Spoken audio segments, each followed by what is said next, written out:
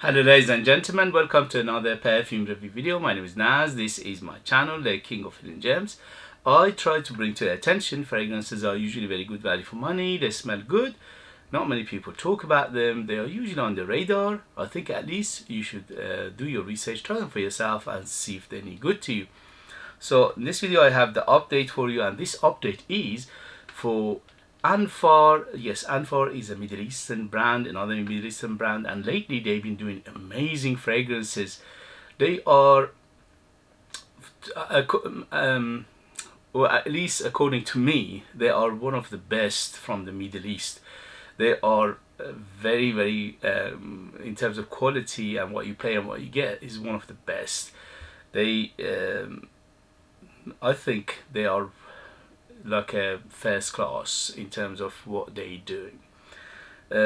So for example, Abdul Samad al-Quraishi or Al-Haramain, these are first tier fragrances.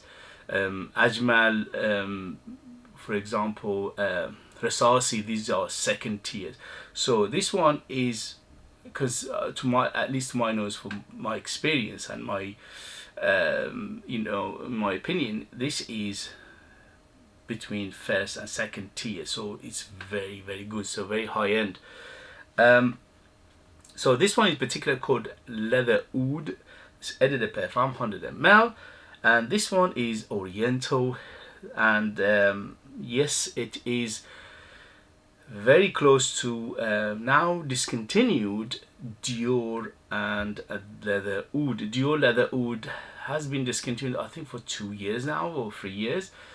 When it was available, it was about £300, and this is under £50. You can find this one in the UK under £50, and but the Leatherwood you can't buy it anymore, or at least is discontinued, and if you can find it, it's quite expensive, so it's even more than what it used to be. So it is very good alternative to Leatherwood by Dior. If you like that kind of fragrances, this is up your alley. I personally love it. So this one is very so let me tell you about the performance. The performance is excellent, up to 12 hours on my skin. On t-shirt goes for days. In terms of projection, it's not a massive projector, it's a good projector, but it's not a massive projector. For first 2 to 3 hours you get an arm length, and after that slowly will subside, but you always feel it around you, you always sniff it. I wore it for 2 days, and the 2 days I always had to, I always had it around me, smell it all day. It didn't go away. It's not one of those fragrances, okay, from time to time. No, it's always there, but it's not a massive projector. So in terms of bubble and sillage and cloud, same thing, good, but not huge, not massive, not beast, okay. But it is the perfume is in a way that this is a good thing for it, because it's very gentlemanly, okay. So it's gentleman, it's very masculine, it's gentlemanly like. It's definitely, this one I would say 30 and up to be on the safe side. 30 years and up, yes, because this is very complex, very layered, very multifaceted, and this is not for the faint-hearted whatsoever. So in terms of who's it for, definitely 30 and up to be on the safe side, definitely masculine. But if you like this kind of fragrances and you're a lady, you can pull it off as well. But to my nose, to my experience, this is very masculine. So the smell itself is very close to Dior Leatherwood, yes. I would say around 90% close to it. The only difference is in Leatherwood by Dior, the animalic notes are much more amped up. Here, the animalic notes are basically, they reduce them here. They made them in a way it's more palatable. So in a way, this is even better for many people. If you thought, okay, the animalicness in Dior Leatherwood was too much, this is perfect because they toned down that animalicness a lot here. So that's the only difference. The rest is very similar to each other. There is another tiny bit of difference here, and this is even though there is no fresh notes in here, for some reason I get freshness from it. And the freshness is like a green, musky, woody, little bit of, you know, citrusy, and mossy, grassy feel to it. So that freshness is come from there. And also there is another element into this, which is a little bit sweetness. I'm not sure where does that sweetness come from, because there's no vanilla in here, or at least according to the note breakdown. Let me read you the note breakdown. On top we have vetiver, labdanum, birch, sandalwood and patchouli. In the mid we have cedar, amber, clove and cardamom. In the base we have civet, agarwood, leather and amyris. So as you can tell, at least according to the note breakdown, there is no freshness, there is no sweetness, but I can detect some sweetness and some freshness in here. And also according to the note breakdown, there is no florals in here, but I can detect both rose and jasmine, but they are not full front, they are in the background, making it smooth, and it will balance everything together. If it wasn't for those two, it would have been too ragged and too harsh in my opinion.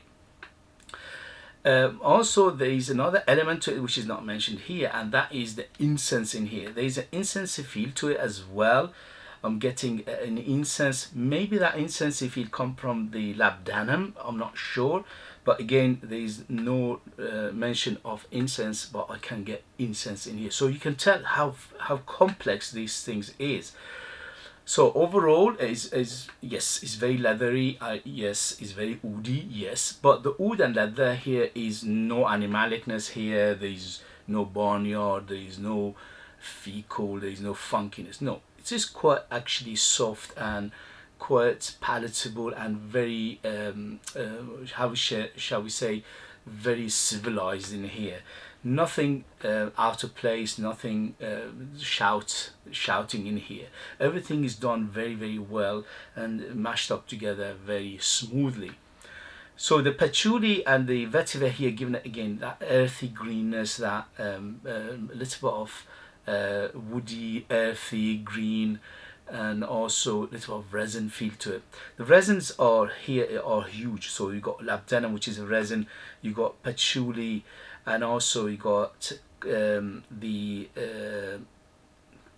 vetiver itself is a resin. So there are so many resins in here, and also agarwood, which is oud, and those resins are making it very upper class and very high end and very niche like fragrance. So this is truly niche. This is I won't say it's not for everybody, because it's quite palatable, but again it is a little bit on the particular side. If you like this kind of fragrance, then you love this, but if you don't, it might put you off a little bit.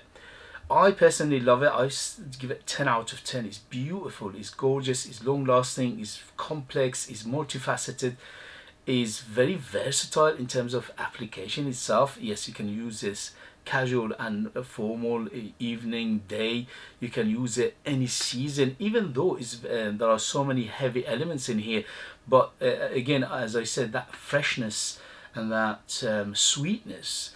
By the way, the sweetness from 0 to 10, 10 being the sweetest, this is around 5, so it's in middle. And also the freshness in here, give it versatility, you can use it all year round. The only thing is in summer maybe 1 or 2 sprays, in winter maybe up to 5, and that's it. So this is very strong, and when you put it on the skin first, you say, okay, this is not jumping off, but it is, because my wife was the other side of the house and she said, whoa, what did you put on? It's so strong. So it is a very good projector, you know, for the first 2 to 3 hours, and don't put more than 5, it will choke yourself and others.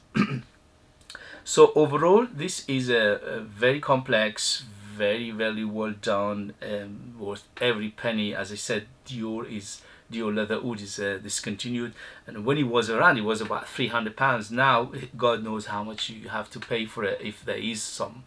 So this is a very good alternative to it. This is very good clone of it. It's a very good copy of it, and but on its own, this is a beauty in a bottle. As I was very impressed with it. Mamma mia, what a smell. Yeah, that incense, that freshness, incense and leather and the oud and the resins and the florals are in here as well. Again, the florals don't come full front. They are in the background, but if you if you look for them, you can find them in here. So overall, it's beautifully done. It's perfection in a bottle. I love it to bits. I highly recommend it. I give it 10 out of 10. The only thing is you need to like this kind of fragrances. If you thought Dior Leatherwood was too animalic, maybe you like this because it's animalicness is turned on in here. If you thought that Leatherwood was very good but it's too expensive, this is again for you. And if you think Leatherwood is one of the fragrances that you're looking for and you can't find it, again, this is for you. Overall, highly recommend it. I absolutely enjoyed it. This is one of the best out of the Anfar house so far. I highly recommend it. And again, in United Kingdom is under £50. Other places I'm expecting it to be similar prices. The only thing is this is not everywhere. In United Kingdom you can find only 1 or 2 places. Do your research and you can find it. But I absolutely love it to bits. And look at the presentation. The presentation is gorgeous. Super heavy bottle, gorgeous bottle. The bottle is like luxury itself. It's like something from you buy from Harrods, very high end. Gorgeous, beautiful, beautiful. Okay guys, thank you very much for joining me. As always, if you like what I do, if you find it useful, informative or valuable, you know what to do. Hit those buttons. This way you help me, encourage me, you motivate me to make videos in future. And if you want to support me by buying one of my own fragrances, they are out of this world. They are super artistic, ultra beast mode, very unique, but you need to live in your kingdom in order to purchase. So I leave the link in the I leave the link in the description as well. If you have it, if you know anything else from the House of Anfar, you can tell other people. That would be good as well. Thank you very much, and I see you later. Bye.